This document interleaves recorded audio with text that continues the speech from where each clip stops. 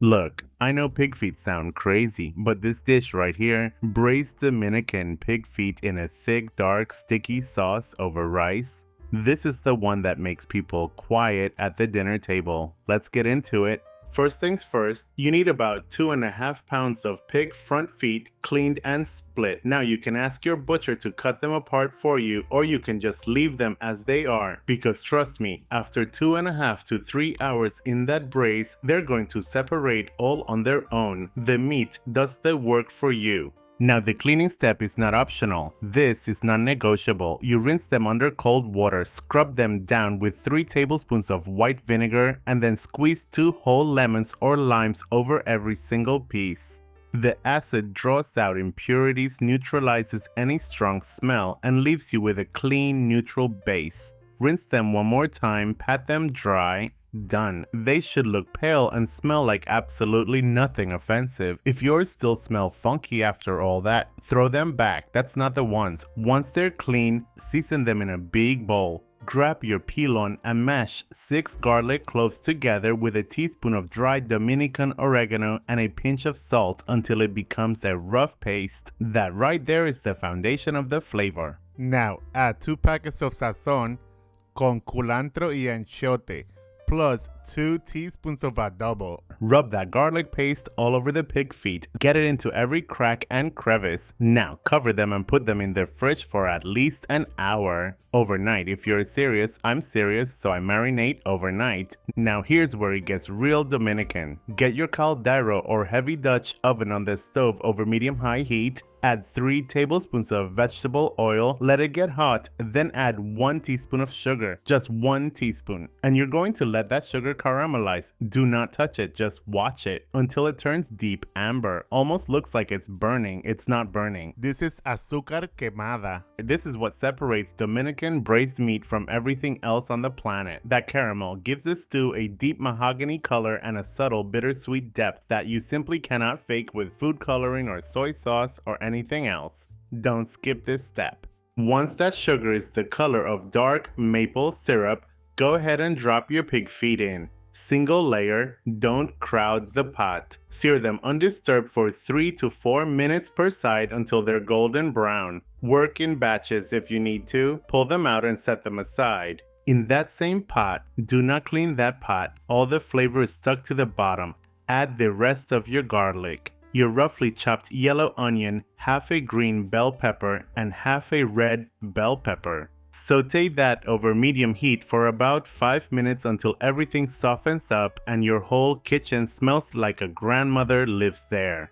Then add a 1/4 cup of fresh cilantro with the stems. Yes, the stems, they have flavor, and stir for another minute. Now push everything to the sides of the pot and add 2 tablespoons of tomato paste right in the center. Let that tomato paste cook and caramelize for 2 minutes without stirring it much. It'll go from bright red to a deep rust color. That toasted tomato paste is where the depth of flavor really lives. This is the move. Now bring the pig feet back into the pot. Add half a cup of tomato sauce, 3 cups of chicken or pork broth, a 1/4 cup of green olives with pimientos, 1 tablespoon of capers, and 2 bay leaves. Stir everything together so the feet are mostly submerged. Bring the whole thing to a boil. Once it's boiling, bring the heat all the way down to low. Cover it, walk away, go watch a show, call your mom. You've got 2.5 to 3 hours ahead of you. Turn the feet every 45 minutes or so just to make sure everything is cooking evenly.